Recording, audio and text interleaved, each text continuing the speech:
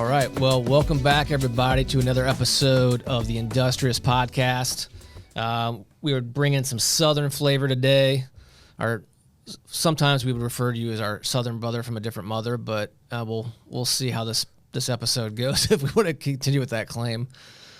Mr. Scott Dunstan of the Dunstan Group, welcome to the Industrious Podcast, sir. Thank you, guys. I'm honored to be here. Looking forward to it. Wait, before we get started, so you're going to touch on this maybe a little bit. I'm sure it's going to be a question or two, but there's something missing from your desk. And for those listening to the podcast, it's a pretty standard office desk, slab of wood, a lamp, some really neatly organized piles, which means he just put them there for decoration. That's not actually work. But there's a key element missing. Where's the Bojangles? Oh man. Bojangles. Yeah. Charlotte. Got a lot of the flavor, y'all. Hey, man, I respect that question, but I do truly try to stay away from the Bojangles unless we've had a great weekend and it's just that additional grease is needed. But they're all around me, trust me. But the Bojangles is not here today. So here, we'll go straight to that question then. If you had some Bojangles sitting there on your desk, which bottle behind you in your office would you select to accompany your Bojangles? And I might have to go with that Whistling Pig whiskey over there. The Whistling Pig might create a scenario where the next morning I might need a little Bojangles. Yeah. But Bojangles is alive and well down this way. Do you all even have them in Indy? No, we don't do biscuits. so. We're too far north for biscuits. No. We're not a no biscuit culture. Gravy and sweet tea up there? Sweet tea. No. We like our teeth. All right. My treat when you make your way south. We're looking forward to that. Sounds like Maybe there's an opportunity there. Yeah, that's right. 100%. Well, hey, Scott, why don't you give our listeners and viewers a little background history on yourself? Oh, man. You're clearly not from Canada. Correct. I'm from Eastern North Carolina, small town called Elizabeth City, North Carolina.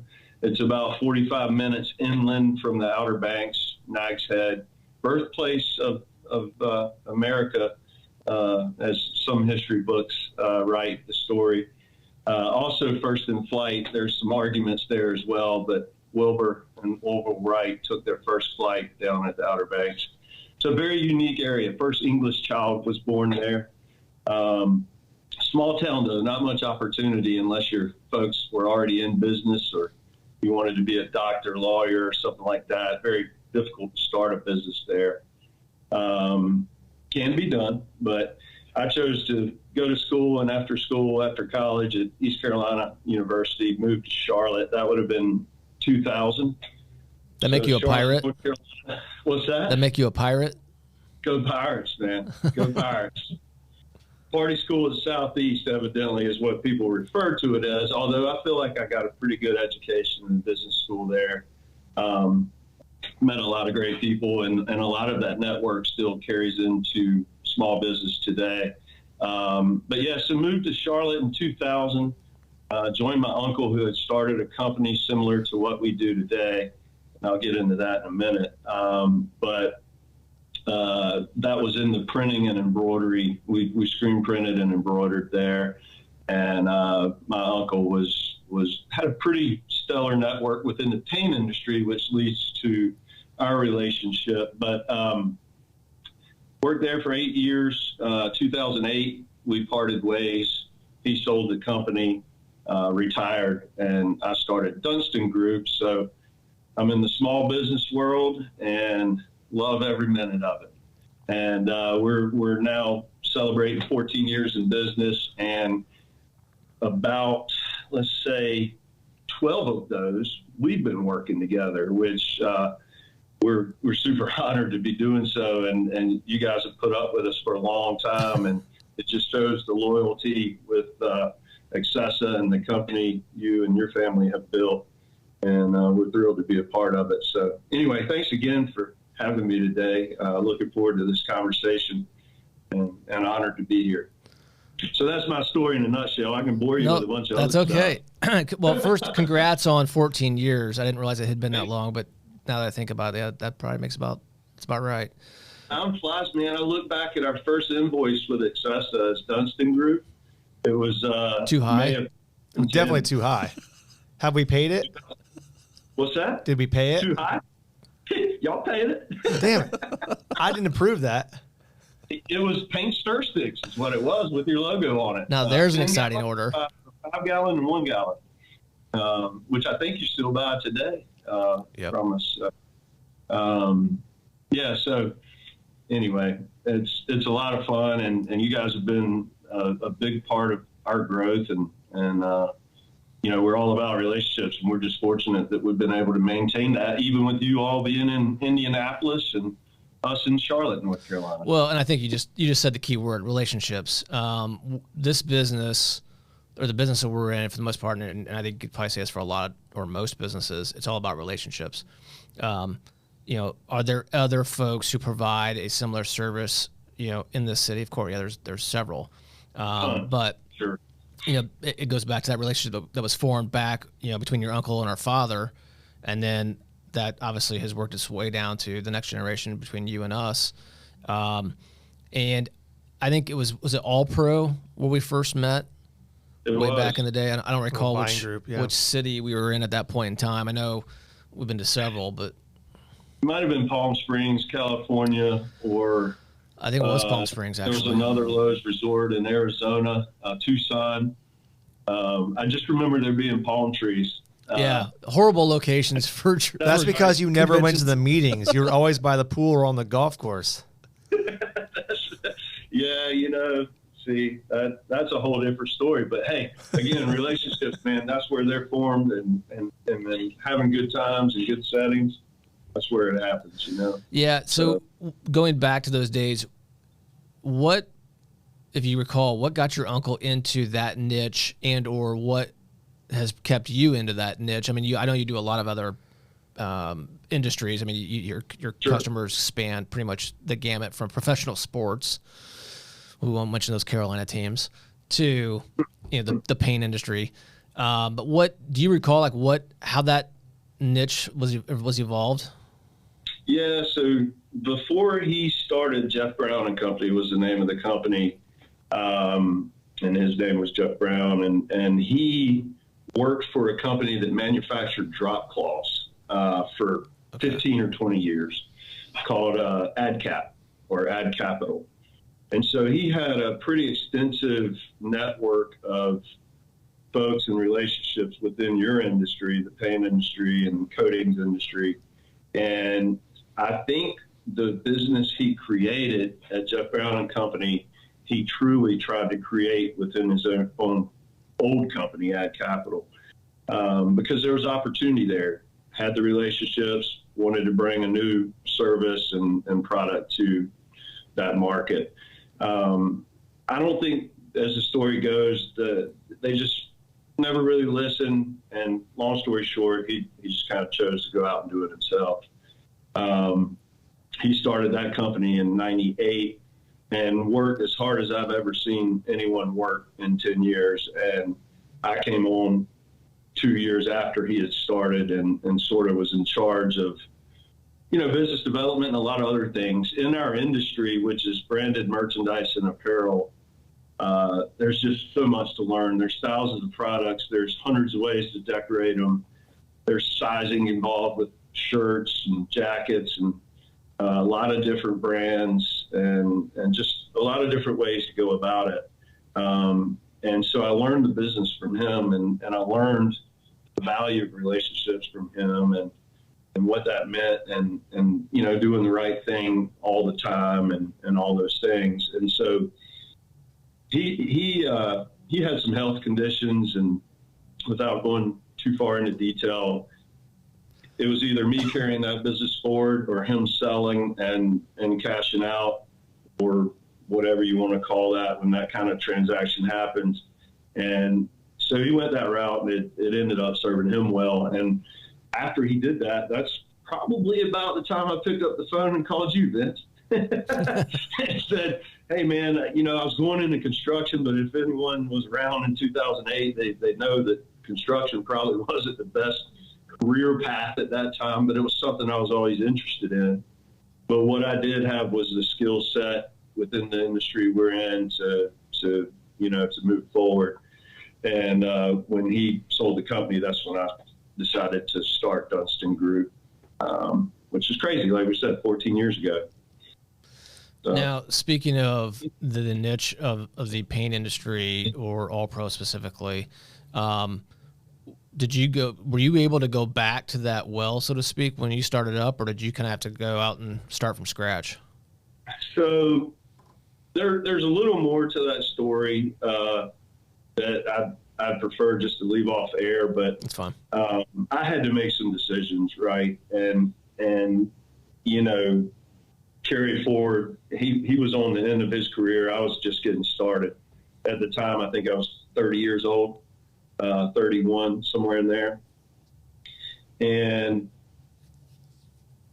just because I thought it was the right thing to do, I did not, outside of you, I promise you, outside of you, I did not call one other contact within that client base at Jeff Brown & Co. They had sold new company. They were still doing the same thing. And I thought to myself, if I want to sleep well at night, I want to know that I didn't take anything from anybody. There was no, agreements or non-competes or any of that. It was family business. Mm-hmm. But I just started from scratch and started completely over. Vince, you're a great friend. And, that was a little different situation when I called you and told you what was going on. You're so gracious and honored us with work when we were just getting started. And if anyone started a small business, the first few years can make or break you. And, you've got to have some patience and a lot of muscle behind your willingness to work. But so I started completely over and just started attending networking events and sending the message out there. This is what I'm doing. This is what I want to do. And this is how I can help you.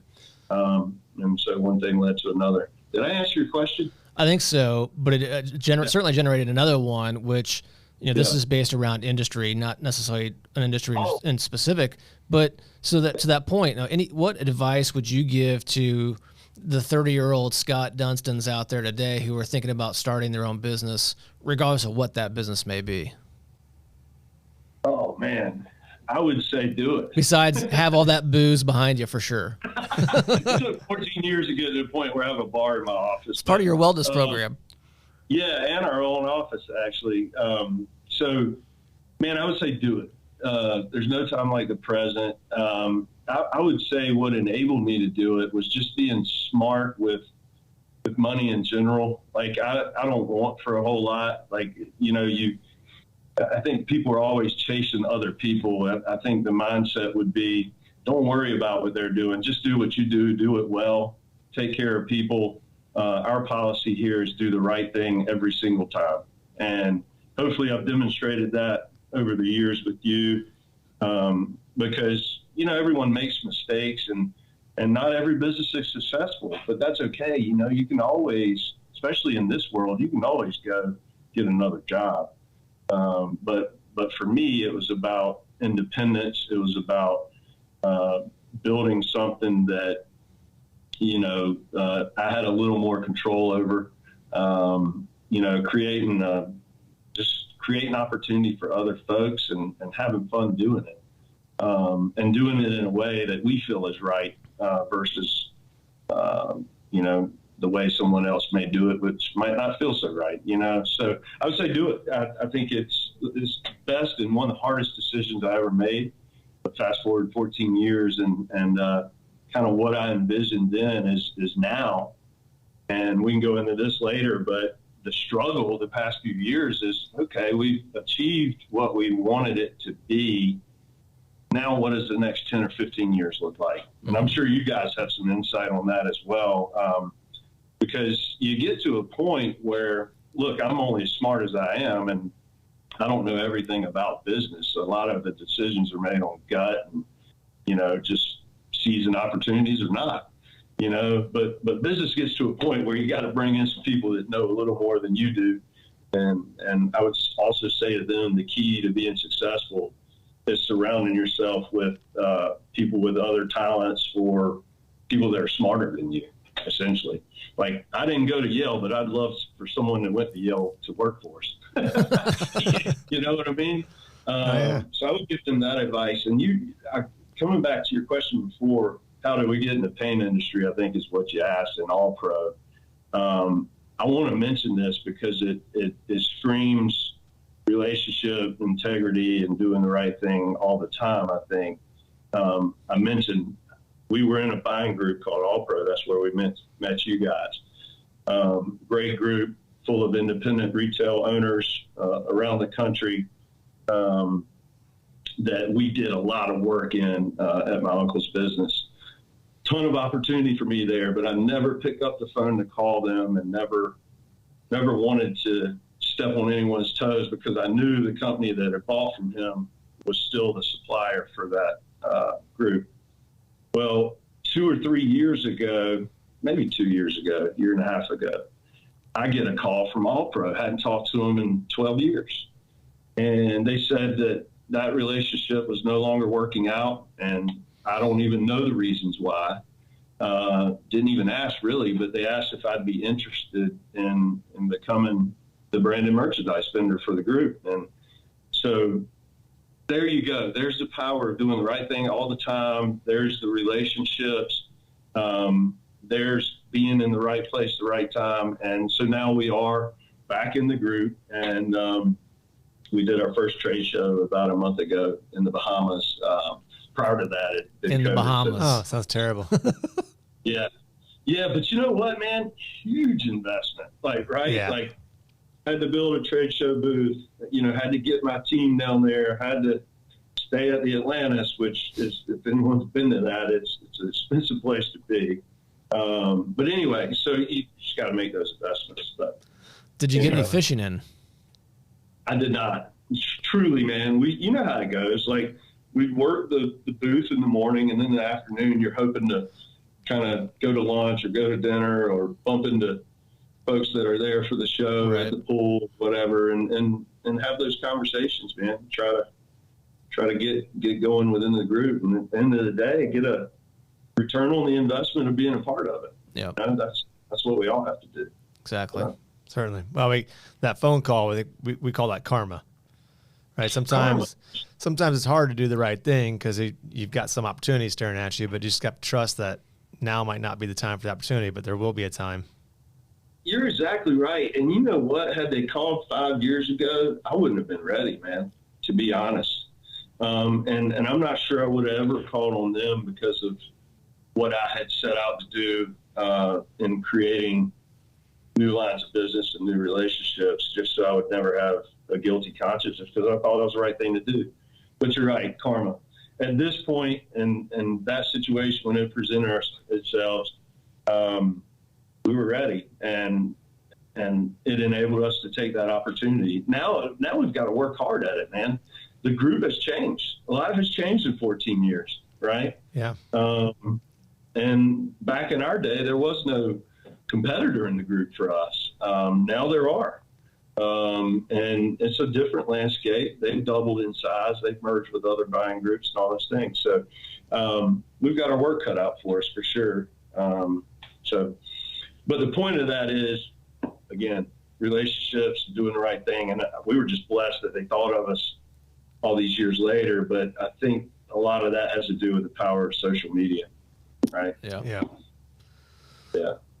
So 14 years in, you're certainly not anywhere close to retirement. Sorry to tell you, but you're not a young buck anymore either. So what motivates you? Monday morning, you get up, you eat your Bojangles, you wash it down with a little whistle pig. What motivates you still at this point?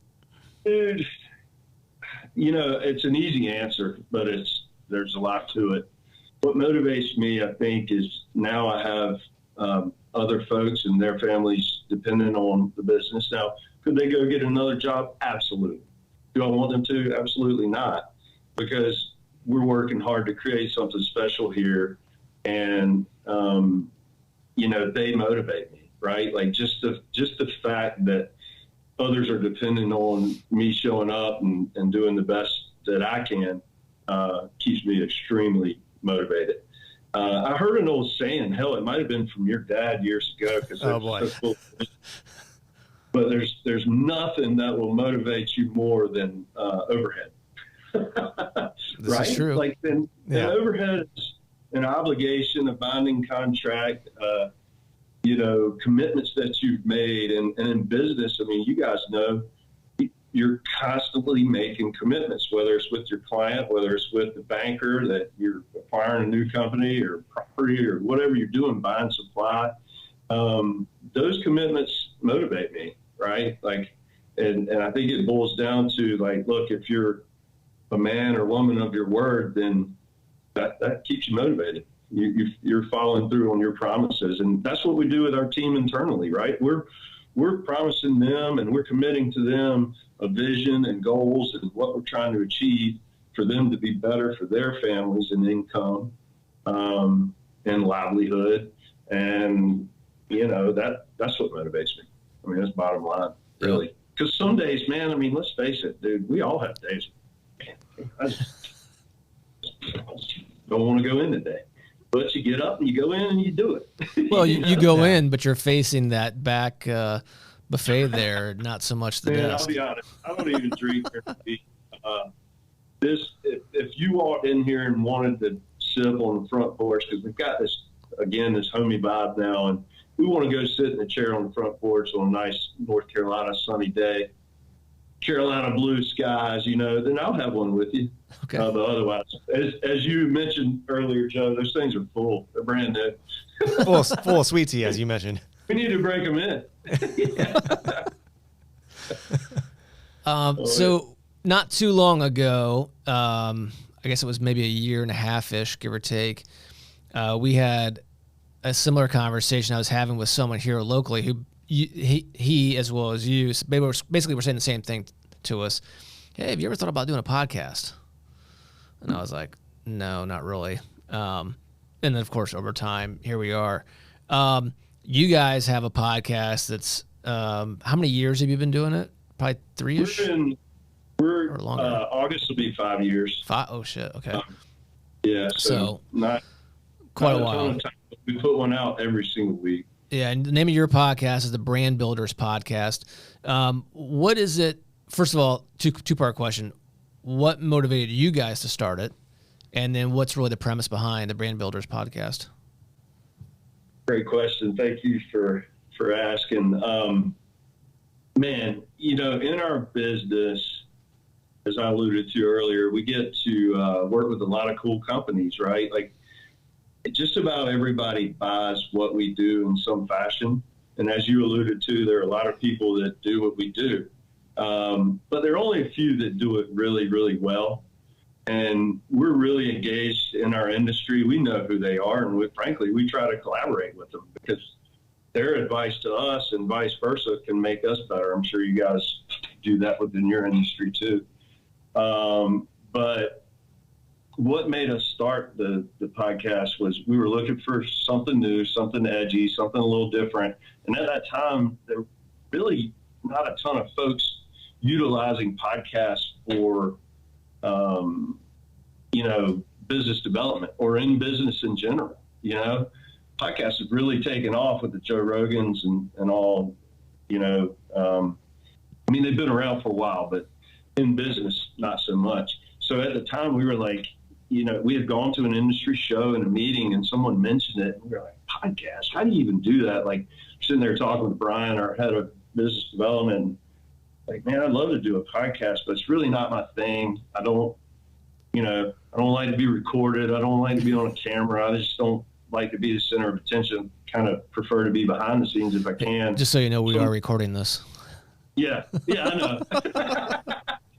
I'll get to the point in a minute because fast forward, it's helped me in a lot of ways, and it's helped the folks we've had on in a lot of ways too, which is super special and the reason we did. But anyway, so we came back and we started that thing, and We just didn't know, like, what are we going to talk about? I don't know. Check out this mug. Like, check out this, journal book. Check out this apparel we did. Nobody wants to listen to that. So what we started thinking about was, man, we have so many great clients, especially like within our local community that are doing a lot of good things, like nonprofits, different things. And so we're like, let's help them continue to share their story, not only through product, but through a podcast. And so we made the podcast all about them and their story and their brand. So the folks we have on are like you, leaders of organizations, whether it's small business, whether it's the police department, whether it's superintendent of schools or mayor, corporations, whatever, athletes, just leaders in the community. And I will tell you this, man, I have learned, we're about 250 episodes in. We put one out every single Friday, haven't missed a Friday since we started. And yeah, we've talked to, at this point, a lot of folks that might not think like us, but it has opened our mind to a lot of different opinions, and that's probably something we all need, because I think in today's world, what we're missing is conversation. And conversation solves a lot of things, man. Communication, right? Like, that's the key. And so from personal development, it's helped me a great deal, but from the stories we've shared and put out there, because we'll put it through our emails, our marketing channels and social and all that, the dots we've helped connect and hopefully help our, the folks that we have on, has just been phenomenal. And that's what keeps us going on that, from a motivation standpoint, is like, we just feel like we're just getting started, and we're not trying to be Joe Rogan. We're just trying to create another platform to help our community and help me be a better person, essentially, in a selfish way. It checks a lot of boxes and in a good way. And what we like to call it is the win-win-win, the trifecta, right? Like, I win because we're the host and our brand is behind it. Mm-hmm. As they share it through their channels, they win because of vice versa. And then if we can raise money, we've had over 60 nonprofits on, which, by the way, Heroes Foundation, we need to do as well. And, they win when someone else attends their event or gives them a donation, right? So that's where everybody's winning. And by the way, whatever that nonprofit is supporting, whether it's cancer, veterans, whatever, those people receiving those funds are winning too. And that's just how we like to do business, man. So that's why we started the podcast. And it's pretty much on course with what we wanted it to be. We just want to get better at it, Yep. So well said. I think all that ties together. It goes back to what Joe said earlier about karma. That's it.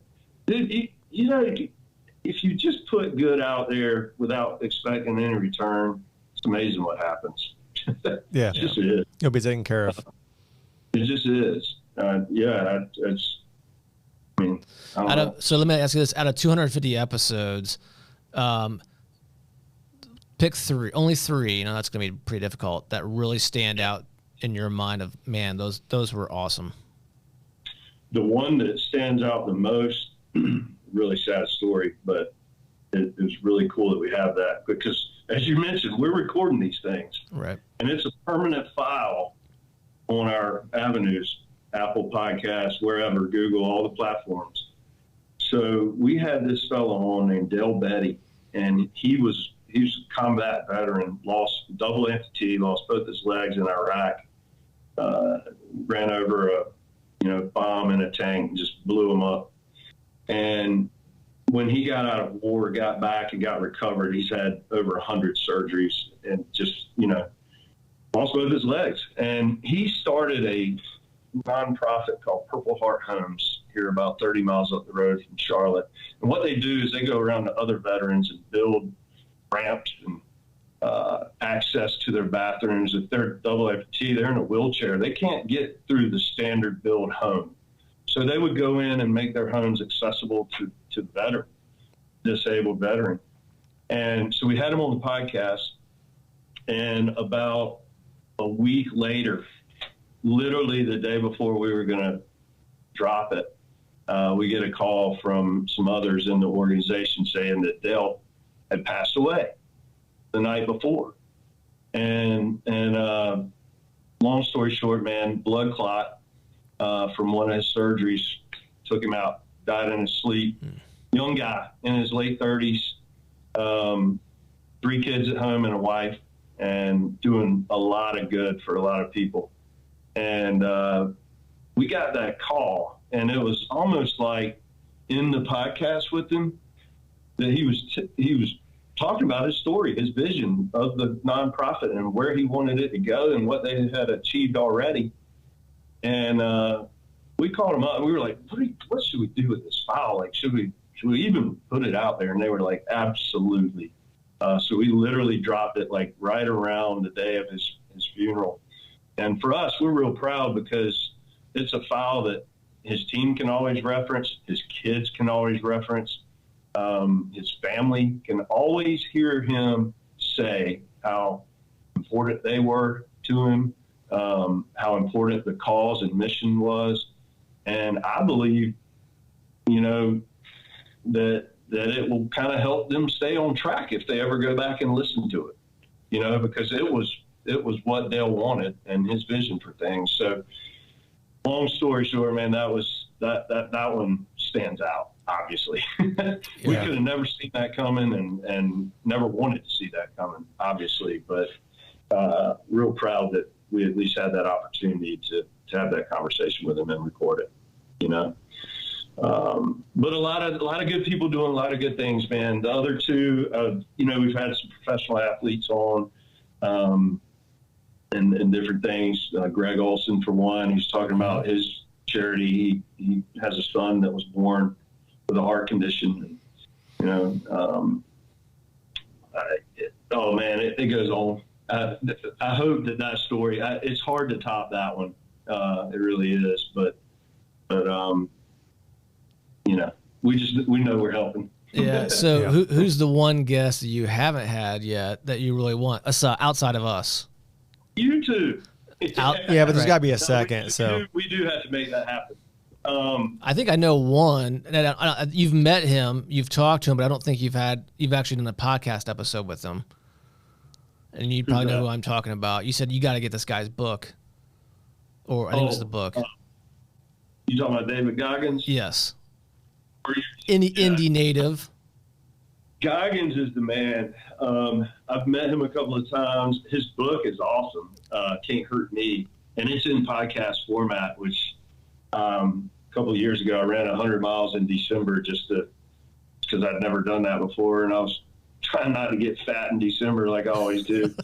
And I listened to his book throughout the whole thing. And in between chapters, he comes on and talks about the story around that chapter, right? So it's kind of in podcast format. Really cool. I think it's the first time that had been done. But yeah, we'd love to have him on. We just reached out to him recently for a breakfast event where we do speaking engagements and stuff here in Charlotte. Hoping he'll respond, but he's gotten pretty big time, man. Oh, so, big time. Yeah, for sure. My body hurt reading half that book. Yeah. That dude's insane in a good way. I mean, he's a whole nother level, man. I mean, the dude pull up world records. I mean, just mind over matter guy for sure. I mean, if you can pick up one little ounce from him, you're doing good. And because implement it. Navy SEAL training isn't hard enough. I got to go through Ranger training and whatever else he did. Right? And these ultra marathons, running through mountains, 200 miles, all kinds of stuff, man. Yeah, we'd love to have him on. That would be fantastic. I mentioned police chief. Like we do want to have our police chief on. That's one on our list. I mean, there's so much to talk about around that right now. We try to stay out of politics, just because there's other podcasts for that. And those are conversations that seem to go too well anyway. So, have you guys do some work for some of the motorsports teams there in Charlotte, correct? We do. And it's a big motorsports industry in Charlotte, just like there is in Indy. Probably, I mean, I could be corrected, but I would say those two cities in the U.S. are probably the two biggest. I would think. motor racing cities in terms of industry. 100%. And then in that vein, I know you're kind of NASCAR country, though there are some IndyCar teams down there as well. But you have been to Indy for the Indianapolis 500. At the time of this recording, we're starting to get into that season. Woo! For anyone who is not from Indy, who's never been to the Indy 500, maybe not even in the Midwest, what kind of, briefly describe your experience and what you would recommend to them? It was an absolute spectacle, man. My situation was very, very unique, if you remember. I do. My ex-wife is a wedding planner. She's a very good one. Matter of fact, I hear she just did a couple years ago Dale Earnhardt Jr.'s wedding. So she kind of made her way within the driver network that we're getting married. So at the time, she had done Ryan and Nicole Briscoe's wedding. Now, if you fast or rewind back to Indy 500, he was slated to win the Indy that year. Mm-hmm. So the reason we were there is because they invited us. And it was right around the time they were getting married. She was a ESPN reporter at the time, and he was slated to win the Indy 500. So we go with them. And so during the race, we were in the infield in his bus with his wife and family. And he wrecked at that race and came into the bus. He was fine, but it was a pretty big crash, and obviously didn't win. And I remember him coming in the bus and seeing what it was like for a big-time athlete to have just lost his dream on that Indy 500. And it just blew my mind. It blew my mind. Like, I was like, how does this guy feel right now? And how am I even in this bus at this moment when he's coming in, like, just pissed, right? And hurt, right? His next stop was going back to the hospital. They'd already done a scan or whatever, but he was kind of grabbing his stuff and heading that way. But we did the parade with him. We rode in the car in downtown Indy. Yep. We went to a couple little parties. I was mentioning before we got on, I didn't even know who she was, but Kim Kardashian was there. I then found out who she was after all that. I was like, who is that? Like, there were people all around her, but it was in a very, like, there were some other drivers, because he drove for Penske. So obviously all the other Penske folks were in town, and Penske is a Charlotte based, race, team. So anyway, that was my Indy experience. I'm not sure I could ever have that opportunity again like that, but, man, what a time. I would love to come back and do it with some locals and, understand that. And in turn, we could do a little NASCAR race. I know some of the drivers will do like the Charlotte race and then fly to Indy and race it like the next day, which I always thought was incredible. Just the stamina those guys have and the athleticism, Right. Well, hey, you and your bride want to come to the Indy 500, let us know. Yeah, we don't have biscuits, but we do have really good donuts and Bloody Marys. I like a good Bloody, man. When is it this year? I'm not. It's always the Sunday of Memorial Day weekend. Got it. So that makes sense, because that's when the Coca-Cola 600, I think it is here. Yeah. Yep. Yeah. So, hey, as we sit here in our very stylish wares from the Dunstan Group, what questions might you have for us? Well, man, I keep hearing of a lot of. Well, first of all, how's the podcast going? You have a beautiful studio. Thank you. And it's a really, and you have 2 different ones going now. So how's that going for you? What are you finding? Are you finding some of the same synergies that I mentioned? I think we're still early, but I would say yes. My interpretation is that it's going well. I enjoy it. It's obviously going well if we can get people like yourself on here. I mean, we're raising the bar now, right? Shoot. I'd be lucky if anybody tunes in, but I'd appreciate it if they did. No, I like it. I enjoy it. I'd let Joe speak for himself. I'm here because he makes me. It's a good use of your time. I listen to the episodes once they get published out there. I'm like, is that really what I sound like? Oh my gosh, that sounds terrible.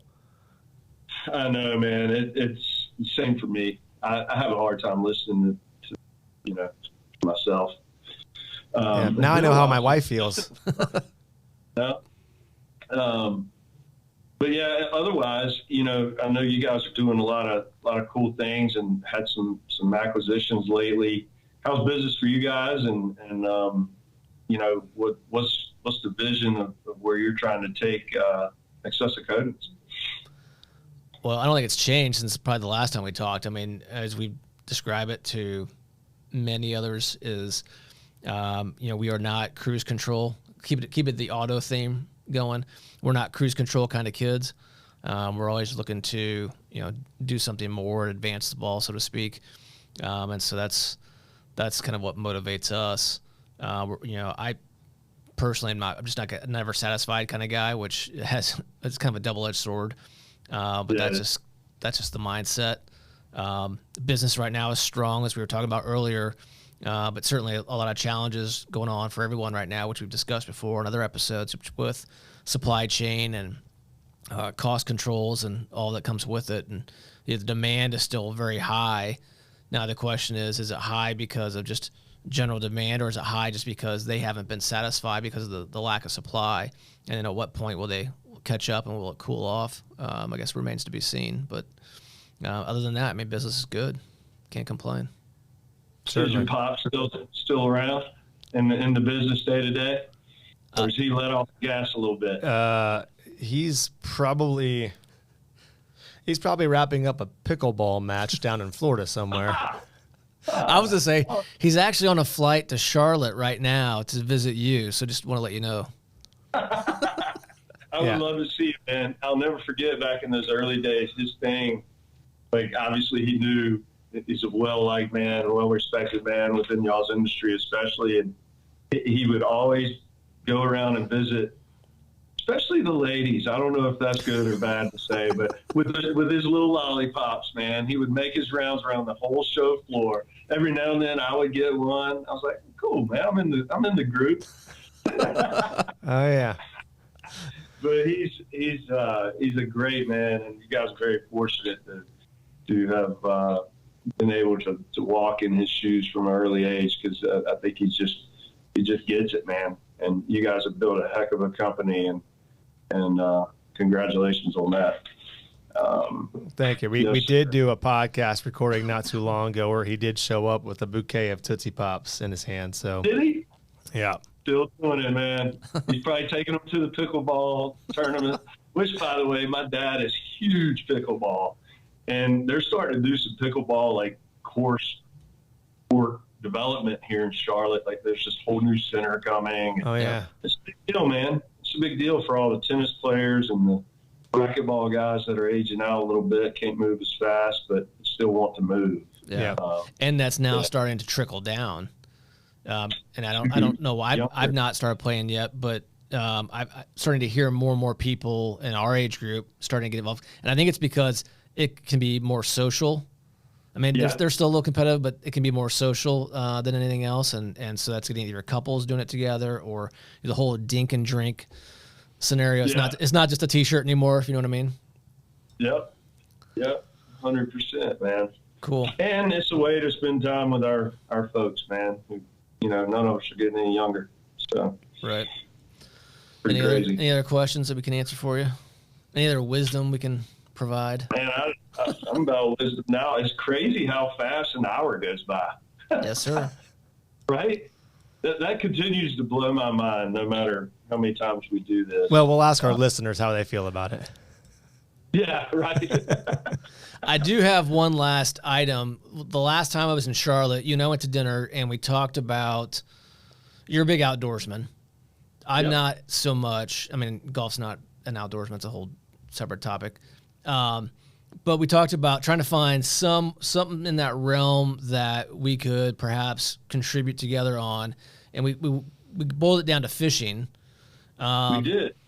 We need to talk about that. That's why when you mentioned you were in the Bahamas with that trade show, it's like, that could have been an option. It could have been. Outer Banks may be a good option. I appreciate you. You reminded me of that. My head has been in the sand, obviously. Yeah, we need to make that happen. What's your fishing experience of choice? Ooh, I probably didn't say that right, but you know what I mean. it evolves. Probably what I do the most of is inshore fishing down in South Carolina. It's our closest beach. In-laws have a place there. We go and visit. My father-in-law fishes a lot. My dad fishes a lot. So with those two men, I find myself fishing like speckled trout, red drum, black drum, flounder, inshore kind of fishing, which is a lot of fun. I can't do offshore. I get sick. It's ridiculous. I grew up Outer Banks, and buddies are like captains on boats and stuff. I just can't do it. I've tried it multiple occasions. But also in the mountains, in the streams, I've gotten into fly fishing a little bit. There's yellow or rainbow trout, brown trout, brook trout in the North Carolina mountains. And some of the best East Coast trout fishing is near Bristol, Tennessee. And that's not far from us either. So that would be fun. But it would boil down, if you want a bigger fish with a bigger fight, we need to get on some of that inshore fishing. But that would be probably my favorite. Okay. Well, we'll make a note of that. Yeah. We got to make that happen, man. Yep. I appreciate the reminder. Absolutely. Spend a few extra days when you come down, man. It doesn't have to be all business. This upcoming one is got to be all biz. It's going to be a shorter stop because I got to get back for some high school graduation type stuff, which is scary to think about. But we'll plan something else here not too long after that. Unbelievable. The cool thing about it, circling back on the relationships, your kids were being born. I'm not even sure you would. What year did you get married? Like 1964. Might feel like sometimes. I'll get kicked for that one later. I got married in 1997. Okay. So you were married right when you were like getting out of high school. Kids were just being born. Yeah. No, you met my twins. God, what that was? It was early 2000s. Spring of 2004. All pro show. Yeah. Anyway. Thanks, man. Yep. Time flies when we're having fun. Hey, we appreciate your time. We thank you for being on here today. Tell your lovely wife we said hello. She's welcome back to Indy anytime. Same to you. Thank you. Thank you. Good to see you, boys. Thanks again. And we'll link up soon for sure. Sounds great. And for everybody out there, thank you for joining us today on the Industrious Podcast. Wherever you listen to your podcast or whatever means you subscribe. If you're on YouTube and you haven't subscribed yet, shame on you. Scott has, as all his buddies have, so you should as well. Hit that little notification bell too so you can be alerted when new podcast episodes drop. And we will see you next time. And don't forget to be industrious.